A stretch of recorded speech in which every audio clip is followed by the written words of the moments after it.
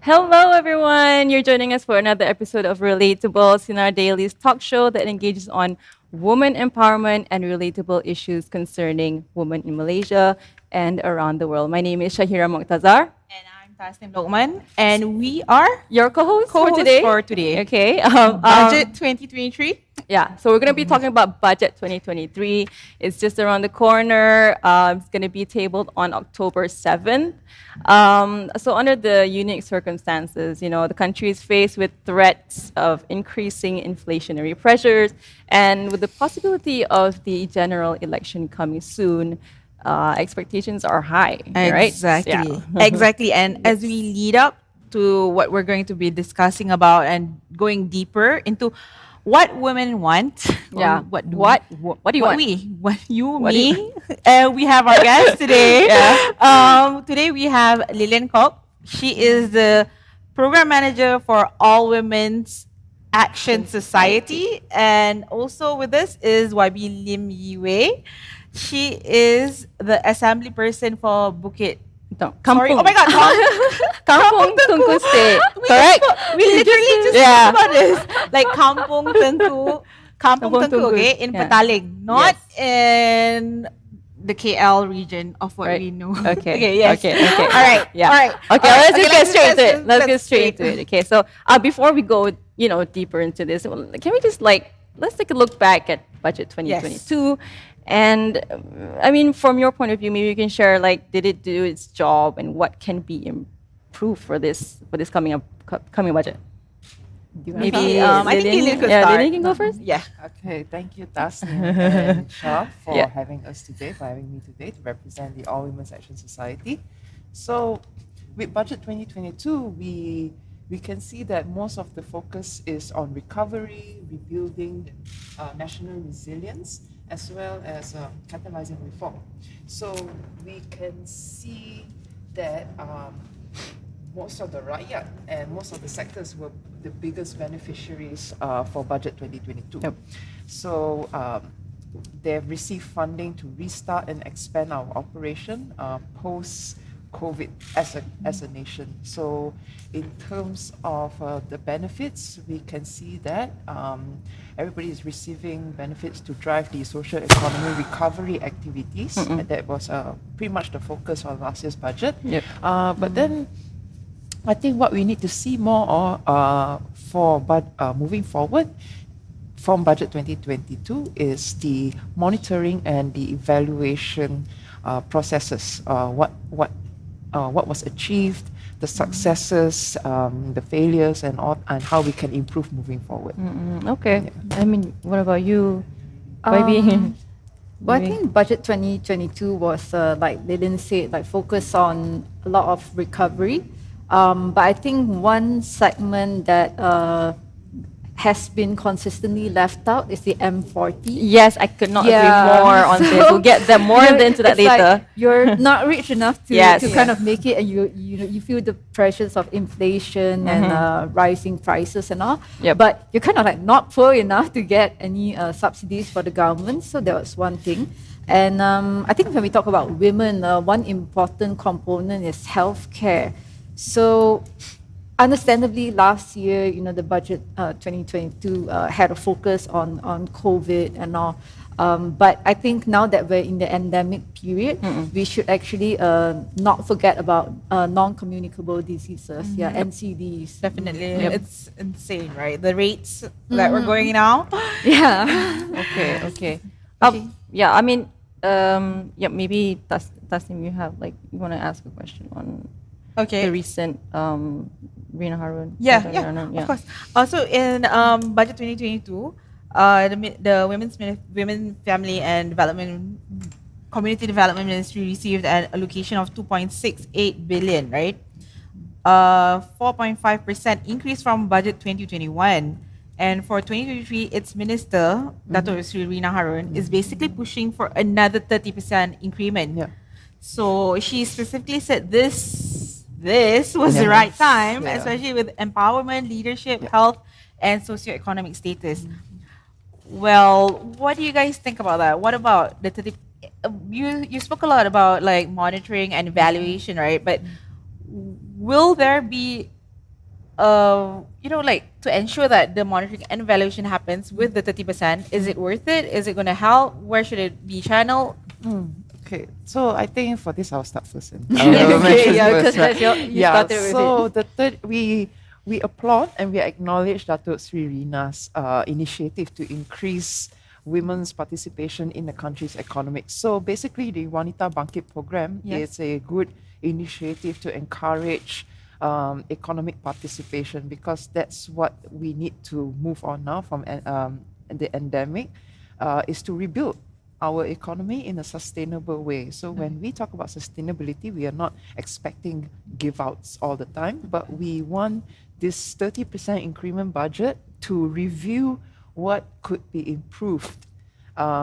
Improved in terms of upscaling, Okay. in terms of tax exemption for micro businesses that are owned by single women or women from the M40 or the B40 groups who are just starting out their businesses, to cover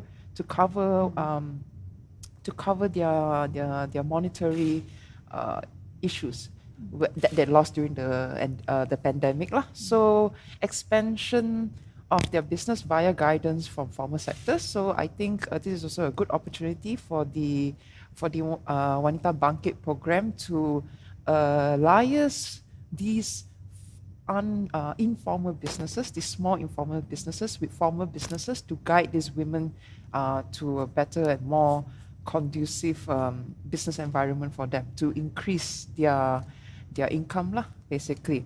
And also, as I mentioned just now, tax exemption and whatnot lah. So as for monitoring and evaluation, as Yeah. what Shah asked, right, we hope that first and foremost, data collection is needed. Data collection for women who run micro enterprises or businesses, and to find out how much their daily revenue is being generated, and do they require to use any savings or any cash flows and whatnot.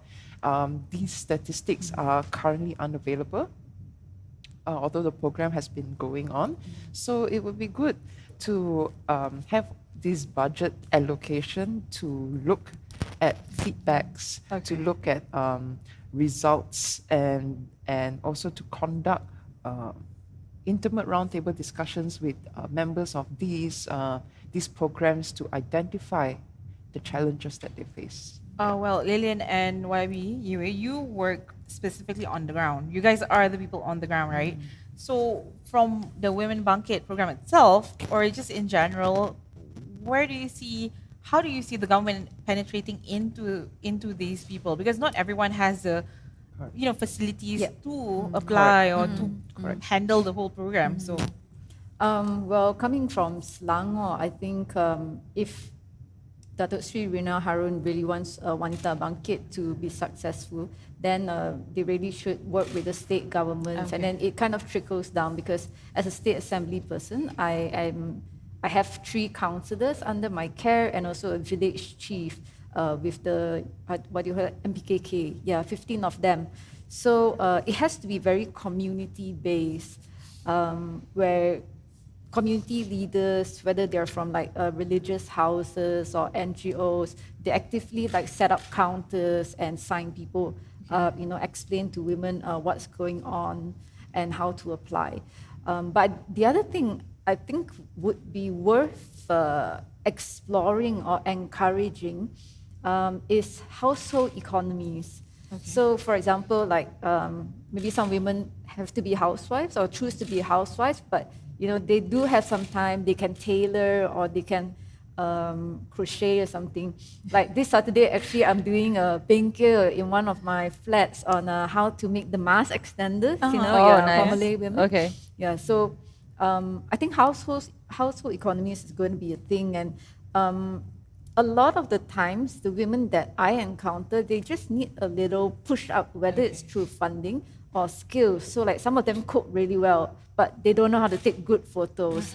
So that's where I see, that would be an interesting area to look into, because a lot of people have not gotten back their jobs, and want to try freelance, and I think we should encourage that. Yeah. I would also like to add on to what Yiwei has mentioned. So our nation has also, post-COVID, right? Yes. We are moving towards the we call gig economy, Yep. Internet of Things. So as what Yiwei mentioned just now about homegrown economies, so this is a good with the existence of Internet of Things and the pickup of it, right? It's a good opportunity for women, whether they have a family or whether they're single women, to start their businesses in their own space itself.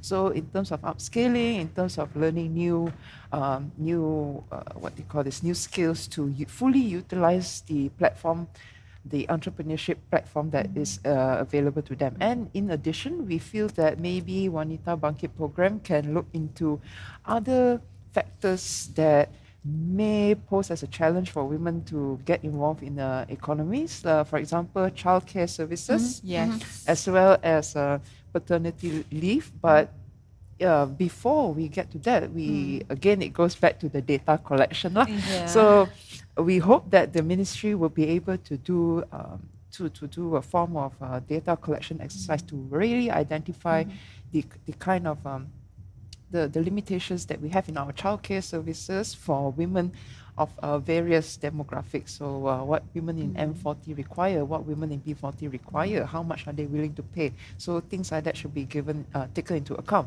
So this data as well should also identify the role of men within the M40 and the B40 The role of community. men. Role Yes, of the men, role of men, okay. and how the men can contribute in uplifting women Yeah. to join in the That's economic That's workforce. actually super interesting Yeah. because I don't know about you guys, but I do get this notion when men see women on top or just trying Yep. to make it to the top. They always say, oh, when women's there, they always bring other women there. What about the men? Like, Yeah. they don't realize they're already there Correct. regardless. They have the Yeah. entitlement. Yeah. It's like by default, right? Sort of. but there's also a term where when a woman is successful, Yeah. they always use the word "I was lucky." There's always that term like "I was lucky because I had the right support, I had the right man, I had the man who allowed me to work or to do the business and support me and not make me just focus on the kids or in the kitchen." But besides that, Yeah. you're absolutely right. So That the role of men is actually plays. Yeah, so I would just like to explain it a little Yes. bit about why I mentioned that, because like post-COVID, our life in post-COVID kind of went upsy-dozy lah, Exactly. So traditional family roles, traditional work flipped. roles kind of Has been switched. Yeah. So we do find some family find themselves that the father or the man or the husband, traditionally the men, they might lose their jobs and they might have to take on the role as a house husband Yep. or the domestic role as more full time than they did before. Exactly. So with this kind of narrative that's happening and existing around, it is a good opportunity for women to come up and help the family, because when we talk about the family unit, it doesn't only benefit us within the community. When our community is healthy with the structure of a healthy family, Yeah. our country will be healthy and successful as well. So I guess with Budget 2023, this is what our government aims to do, to create a sustainable and healthy family unit. A family unit on a healthy unit on the family level, so that it will amplify towards the community and the country. Yeah, if I can jump in a bit there, I think this is actually a good opportunity to sort of reshape the narrative about parenting. Yeah. Yeah, Yes, because we do have families where both the husband and wife work, but the wife is supposed to jaga anak, do all the things Laundry, do cook. all the laundry, cook, make sure the kids are going to sleep at the right time. And you always hear that phrase, let's say a kid is misbehaving, then be like, mak kau tak ajar ke? But why don't we ask bapak kau? Yeah. That's why, right. why aren't we asking men the same question? So I think this is a good I mean, if a campaign or something like, discussing like co-parenting, healthy parenting, taking on equal responsibilities, marriage as a partnership, could be done by the Women's Ministry through Budget 2023, it would actually really impact society, and also not only just like girls, but also boys, because they'll have healthier male role models to look up to. Do you think the society is ready for that? Do you think we are ready for that? Sorry? Do you think we are ready for that?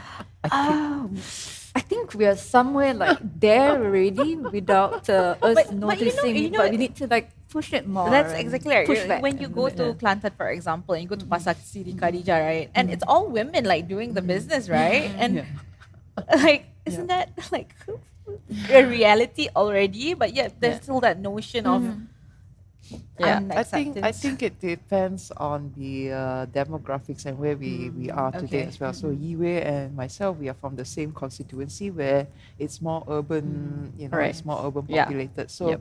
in the urban landscape, that narrative, we have to pick up the narrative as fast as we can. yeah. Because it's living in it's like to say living in the city, things are a little bit different, things are a bit fast paced, and when we live in the city, everything requires money. Yes. A different pace can be taken up in the rural areas. A different we can slowly acknowledge and slowly try to normalize the role of men and women. But having said so, even in the history of our country, women were always known to have very important roles in our history throughout our history. So this is not something foreign for us, but I guess it just takes a little bit of time to get used to the narrative. Okay, since we're already talking about parents, right? And we're also talking about a sustainable Malaysia. Correct. Yep. And our whole idea right now is Keluarga Malaysia. Yes. And not forgetting the possible economic crisis next year, world economic crisis. Let's go back to the basics, childcare.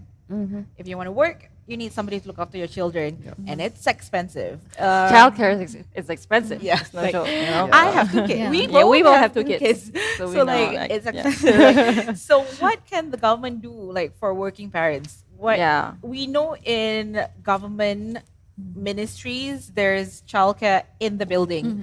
What about private sectors? What about you're talking about the helping single mothers do their business. Somebody needs to look after their kids. Like, what's the plan there?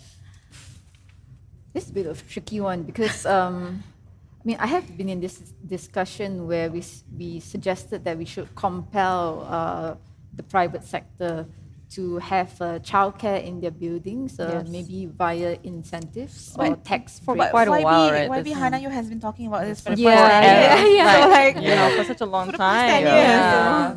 But I But- think the incentives would help, and I think businesses are, because they're being squeezed tighter nowadays. Yes. So if the government made it like a requirement, and you can get tax breaks, so and so, that could possibly be attractive to certain companies. And I feel maybe we could start off with. I think we should start off with like the big conglomerates. Okay. That at least make it. If let's say your share capital is above a certain amount, then you should be preparing childcare facilities in your offices, Yeah. Yeah. because you have enough capital anyways. Yeah. Okay. So to add on to that, aside from implementing policies to the private sector to encourage them, to think about the social welfare of their employees, we also would like to think about tax incentives that we can give the private sector when they take a little relief to pay attention a little bit about the welfare of their employees, which includes childcare as well. And aside from childcare services, we also are looking into paternity leave. Yes. Yeah. Yes, please. Something. Yes, Yes, please. correct. Nursing Yes. rooms. Yes, Nursing and rooms, nursing yes. rooms as Yes, well. correct. Yeah, so these are things that it will also take time to encourage private sector to get into it, but we believe that with some government push and some government tax incentives, I think it will take it will be slightly faster lah. Okay. Yeah, All right. actually, I mean, one example is a mini example compared to like, let's say, what we're talking about now. But like under MBPJ, the PJ City Council, every year they have this like list of green initiatives. Okay. So like for homeowners, and so if your house is like extra green, you have solar panels, you're collecting rainwater, you kind of like tick off the list, and then MBPJ will actually like deduct a certain percentage of your cukai taksiran. Oh, that's Oh, nice. Yeah, so okay. it actually gives incentives for people, and I think that Right. could be applied to companies. And like I said, start with the big conglomerates. Yeah. Okay, that's good. Okay, we're going to take a short break. But after when we return, we're going to be addressing a bit more on period poverty, making a more inclusive budget, maybe for the M40, as you mentioned just now. So stick around and stay tuned. The biggest challenge that we have currently is the awareness that SMEs can export to the world in a cost-effective manner, and eBay is there to provide support to them. This awareness is not there with most of the SMEs, and our endeavor is to increase this awareness, one, through this report, and two, with various engagements that we have with governmental agencies or the other nodal agencies that expand and increase the awareness of exports. From that point of view, I think we provide a unique platform, and SMEs are taking advantage of this. Through this advantage, Singapore and Malaysia have reached 86 and 81% of SMEs exporting to the world.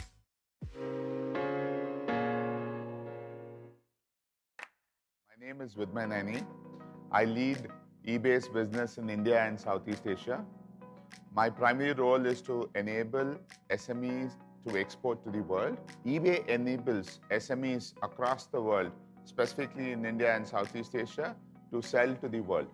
What we enable is we enable market access to 190 countries and beyond, and to 142 million buyers across the world.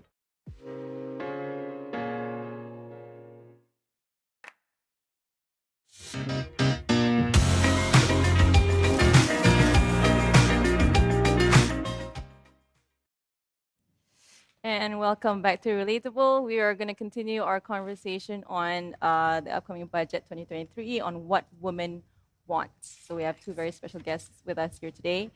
Lillian and YB Lillian, Yue? yes, Lillian Kwan and YB. Yue. Okay, Yep. so let's talk about employment.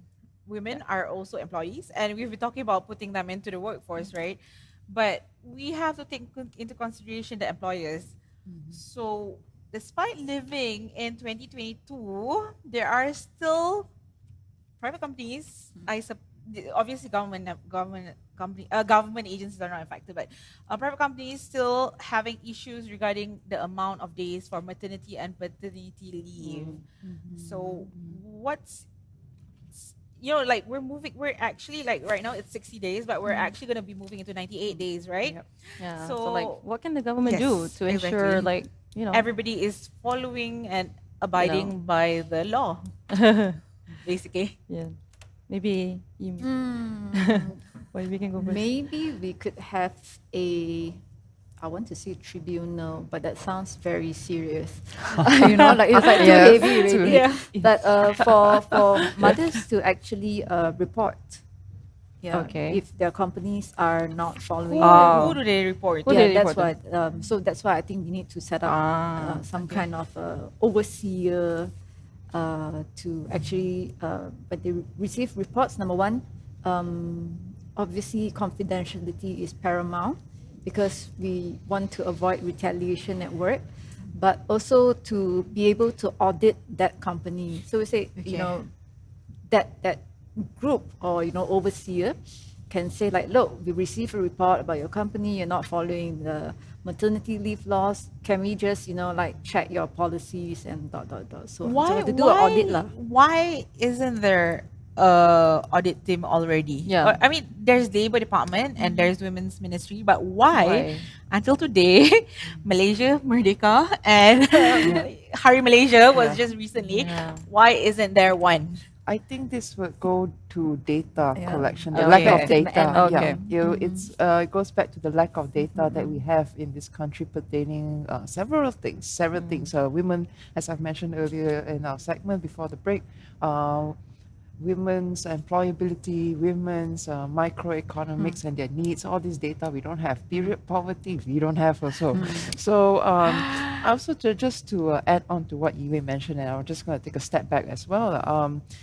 The lack of women leadership in organizations, in politics, but because we're going to talk about economics right now, we Yes. talk about workplace, yeah? Okay, So women in leadership position in the workplace, that is also one of the factors why if things like childcare,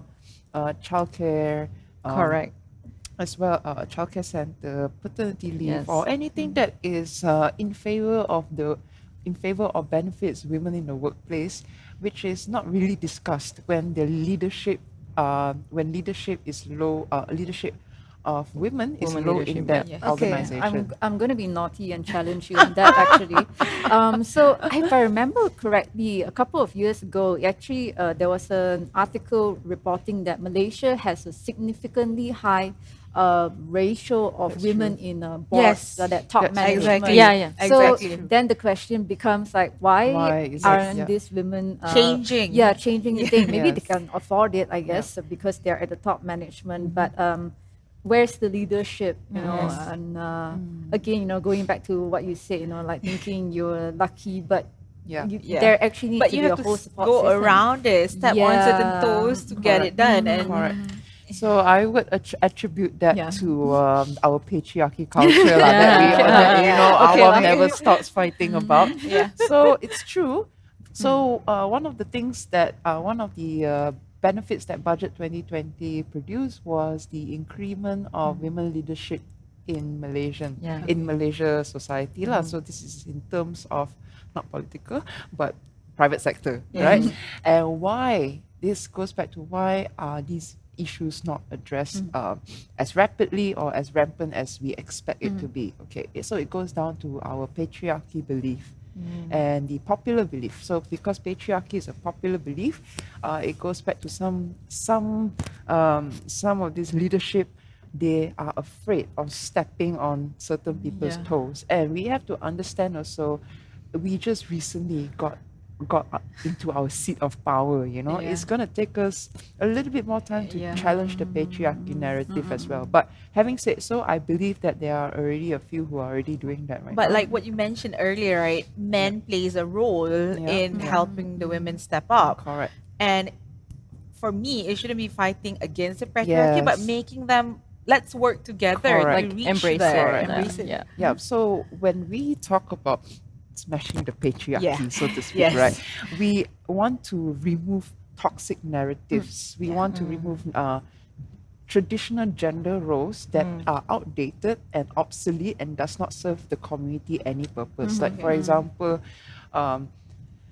women, for example, in the workplace, women can't make decisions pertaining finance, maybe, Yeah. so to speak. So that narrative have to change because we know in the education sector, women and men are equal Yeah. in terms of education Yeah. opportunities. So there has to be a woman who is as good as a man in making certain decisions for certain sectors as well. So we have to remove ourselves from that toxic narrative and normalize the fact that women and men have each roles to play. And some roles can be equitable, Yes. but there are other roles that, there is a differences. And what do we do with those differences? We embrace and move forward lah. Exactly. Well said. Yeah. Exactly. Actually, okay, since we're talking about leadership, Yeah. I'm sorry I have to touch on this. So GE15, Yes. let's just talk about the influence. Okay, because I hold on to the fact that we both hold on to the fact that policies and politicians shape our life and And style. Her lifestyle. Lifestyle Yeah. or life and style. So when you talk about women representative, there's only like I don't know 8 ministers, right? Okay, I do know, but what I'm saying is less than 10. Plus, yeah. Yes, exactly. So I don't know how many ministers are there, but yes, exactly. Is there any hope? I mean, we don't know who's gonna win. We don't know who's gonna be the next government, but will there be some sort of an MOU maybe for women representatives in the cabinet? Well, it's always been Pakatan Harapan's, want to say manifesto or objectives to at least reach the 30% quota Yeah. with regards to like women candidates, women leaders, and women community leaders like councillors and so on and so forth.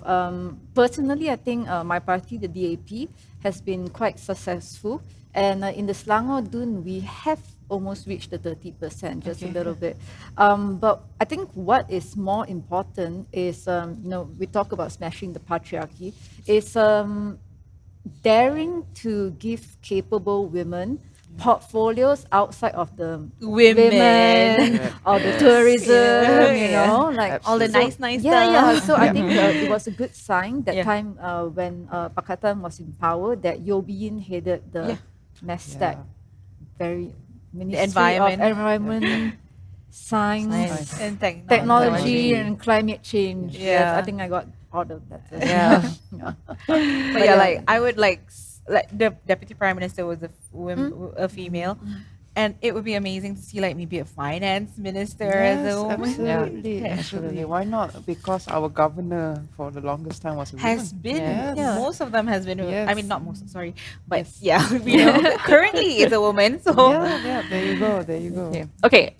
You mentioned period poverty just Yeah. now, right? So let's just talk a little bit more about that. I mean, Okay. in the previous budget, Yeah. there was a monthly handout of basic sanitary kits to like 130,000 Yeah. teenagers in B40 groups. Mhm. But I don't know. It seemed to me it's like a one-off short-term solution, like sort of like a cash handout, something like that. But how? What can we? What can be actually more like? sustainable? Yeah, exactly. like or like a long-term solution to this period But poverty. actually, like, was it like a one-time? Was it a thing, one-time or was it like a people get monthly? every month? Like, you get period every Yeah. month. So obviously, you need pads every month. Yeah. So But okay, so I think that initiative was a one-off thing. Okay. I think there was a. I don't even believe that there's some data. Yeah, Oh, don't know how many really? schools or On how many students yeah, have how gotten the it. students. I Oh. mean, we know that is 130, 30,000. 130 to teenagers. 100,000 female Female teenagers, but from from where the age range and whatnot, we are not really sure about The that. data is not clear So this goes to the first step that we should take in addressing period poverty, where data is needed. Okay. It goes back to data. Okay. So while free sanitary pad and access to all this can temporarily help reduce the negative consequences, but we are looking to hope that the ministry would look into long-term initiatives in terms of education, improvement of infrastructures. I remember when I was in school, I would rather go home to use the bathroom. So can you imagine Right. if you're on that time of the Relatable. month? Very relatable. I was lucky my school wasn't down the road, so Yeah. I had to make that little Trip. call, the phone call. I was lucky. So, but that's the thing, it's not only about data collection to identify this problem. It's about how the occurrence, like what you mentioned just now, it happens Frequency, every yeah. month. yeah, So do we only give it to one constituency every month, like how Awam and Yiwei will work? Because we do try. We are very big with period poverty. We try to encourage our constituency to, aside from getting these temporary helps with the sanitary products and everything, we try to do talks, do outreach programs to educate women and girls about what happens to them biologically, mentally, emotionally, and then things about consent as well. yes, Yeah. definitely. And Yeah. how do you communicate with people from the opposite sex and whatnot? And what's interesting is period poverty is something that is very easily Addressed. yeah, So, very yeah. oversight. Oversight, Very okay. easily looked, and we realized that during the last flood, flood in the Oh, Klang yes. Valley. So aside from, in fact, what's more important was hygiene products. Yep. Yeah. And that was overlooked. Yes. Hygiene and personal care Yes. products. Yes, yes. So those were the things that we identify, Yeah. and we thought that, stretched on a bit instead of temporary solutions. create education, create a roundtable discussion on how we can improve infrastructure and data collection to identify the issues with each state that we have. Because I can guarantee you, maybe the states with a bigger rural population will have different issues and more severe issues. Okay. Yeah, I want to share a little bit about my experience with like period poverty, especially during the MCO. So yeah, Lillian and I became pet friends. Her office is quite near mine, but at the start of MCO, the first one, I think almost in March or so, Yes. Awam will very kindly offer us like boxes of sanitary pads, and we were like, okay, let's go and give it out. And it was interesting because like we were already giving out food packs, and then when the women saw that there were pads, then they're like, hey, can I ask for more? And I'm like, come on, take it, take it. Yeah, so and then word gets around. So besides asking for like baby milk, suddenly especially like the B40, they were a little bit more empowered to ask like, hey, YB, boleh dapat pack ke Yeah, tak? they were more Yeah. braver. Yeah. It was Yes. quite interesting to see that. Yep. And word spread, the word did Yes, spread. yeah.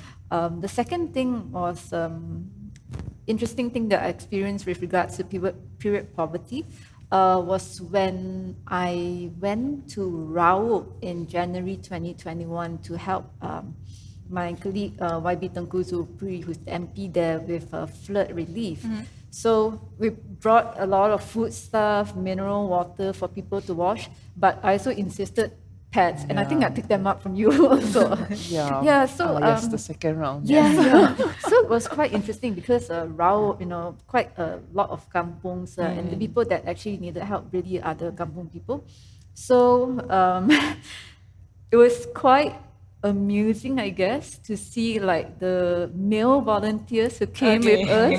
They're like a bit shy to hold the box containing all the Why? pets. Why are they shy to hold I hands? know it's quite cute also lah, because you realize that, oh, okay, there's room for some education. Yes. But after a while, like 2 trips in already, then they're like carrying the boxes Yeah. like normal, and they're even offering to makcik. So I was like, oh, that's very good. And I think it's something that really, if there's a concerted effort to educate, it can be done really quickly.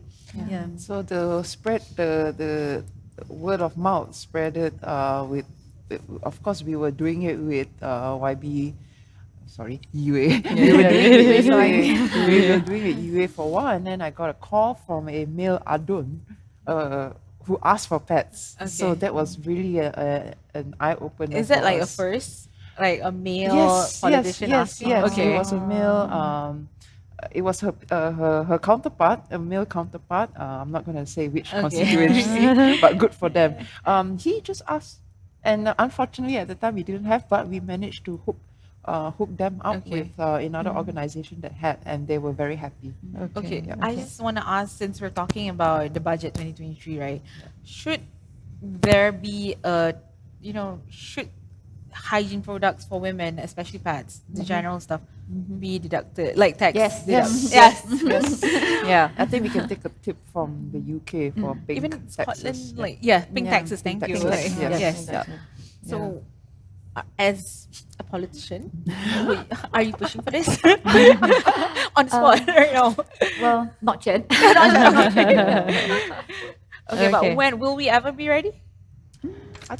I think this is a conversation that needs to keep Keep going. Yeah, keep going, it's keep happening in opening small up. circles. Yeah, it's only Okay. it's only happening in small circles, and also I think maybe we can talk a little bit about the taboo of our community when it comes to Yes. talking about this kind of Yeah. things. Oh my God, yeah. So, Okay. yeah.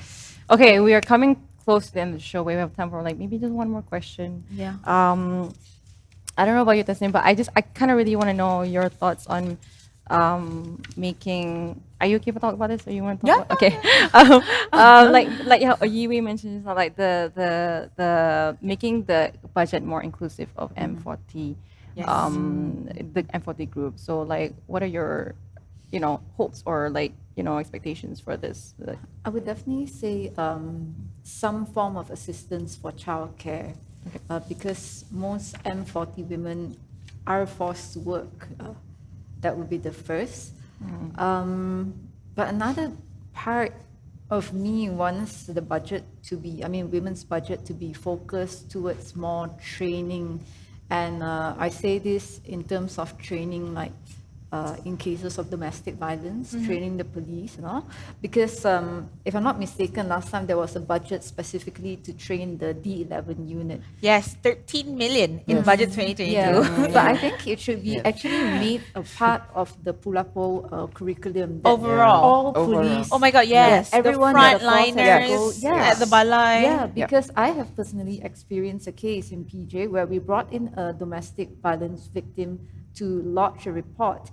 And the first thing was there was no triage room. So as she dictated a report to the officer, after that the officer read all the details, So like all 9 or 10 people sitting in that common area can hear that what her husband did to her. So I Oh saw my and I was like, oh my gosh. goodness, could you do this like quietly? That was the first thing. The second thing was when they called in the victim and the abuser for to give statement, they called them in at the same time. Oh, yes, in of the course, same of place. course. So the husband was blatantly intimidating her. He was like, "Oh, see, you just get, I'll just get away with it. I just need to go to Pahang, that kind of thing." So yeah, we said it was unacceptable. Oh, and also the police man didn't know what was an IPO or EPO. Yeah. So we said this is unacceptable, and luckily at that time, PJ, we had a pretty good OCPD, Tuan Nick Azani, who was quite open. Okay. Oh, Yeah. he's Yeah. amazing. Yeah. Called that unhandsome. Yeah. Other than that, he was really open to listening to us and fixing the wrongs. So they actually did some sensitivity training Okay. in PJ. But I think it needs to be part of the curriculum. You want to be a frontliner, whether it's ambulance staff or police taking reports. At the emergency room. It needs to be Okay. part of the curriculum, Yep. not just D11. Okay. So, I mean, we have so much more to ask, but unfortunately we've come to the end of the show. But I would like to just maybe ask Lillian and Yui to just wrap up, like maybe just a recap of our conversation for today. About what your Basically, what's your wish list? what's your wish list for the budget? It's just next week already. Besides data collection. Yeah, but that That's is- all. Yeah, I've been like, talking yeah. all of that, right? Yeah. So I think one of the things that you had mentioned is also one of our wish list, proper and thorough gender sensitivity training for frontliners, not only in the police station but also in the one-stop crisis center for medical practitioners and whatnot. We hope that the government had an opportunity to look through the Gender Budget Group Memorandum, which comprises of budget information that works towards gender equality. So these are budget suggestions that identify intersectionalities that women face, and then what we need to address to help them moving forward. So that's one. And then the second thing about what we want is pretty much again is to look at sustainability for everybody, because now we are talking about inflation. Everybody faces the inflation, not only the M40s, the T20s and Yep. the B40, Correct. right? So we hope that budget 2023 will focus to increase employment opportunities to help everybody get back on their feet one way or another. So as much as we like to probably think that maybe T20s won't suffer as much, but they are still suffering in a Yes. certain To a certain extent. So things like tax incentives and whatnot all could be looked into, as long as everybody, every Malaysian or anyone who is seeking a fortune in Malaysia has the opportunity to get back on their feet and have the skills, were provided with the skills to upskill or improve themselves while this nation is catching up towards the what we call the Internet of Things economy. Okay. Yeah. Okay. What about you? Well, my wish list for budget 23 for women would definitely be assistance for the M40. Less handouts, more empowerment, especially with regards to household economies, like I mentioned earlier. And I think, when we talk about women leadership and how few women are there in politics and in parliament, I think intersectionality or bipartisanship would be a good way to truly utilize an increased budget. So, for example, I think Datuk Sri Azalina Syed was really great when she called the opposition female MPs to get together and draft up the crimes against sexual crimes against children act. Yeah. Yeah. So I think that Yes. was a good effort, and if women like normal everyday women can see female leaders working together despite political differences, I think it makes a difference. It makes a difference. It truly does. Right? Yeah. So increasing women's political participation is also something that Yeah. we've been trying to look at for the And also longest time cooperation, ever. yeah. Yeah. I think, like maybe you should start. We already have my role model over here already. But it's not only in terms of training for the women who are Yeah. interested to join the political parties, but it's also exposing the community to normalize women leadership. Yes. Because I So think true. that's the problem with our country and some of our And it fellow doesn't even- Malaysians. it We doesn't just even cannot matter. accept. Yeah, we cannot accept to see a woman in a political decision-making Correct. position. But So sometimes it's not just political, right? It's just you're like at the kedai also you can it goes Yeah. back Like, to woman patriarchy, manager. Yeah, right? yeah. The patriarchy narratives that I say that we have to stop the normalization. All right. Alright. Okay. Okay. That I wish we could go on. Sorry. But however, we've come to the end of the show. We're excited to see what the budget 23 will be Yes. table Yes. next This year, Friday. next year, but Yes. next week. So So Friday. yeah. So thank you so much for watching. If you have any, thoughts and Comments you can share with us. That's about it. Yeah, I that's think about like it. basically we want more data to Yes. help and sustain. the Yes, country. yes. So follow us on our social media platforms: Instagram, Facebook, LinkedIn, Twitter, TikTok. And we'll see you next time. Okay. Bye. Bye.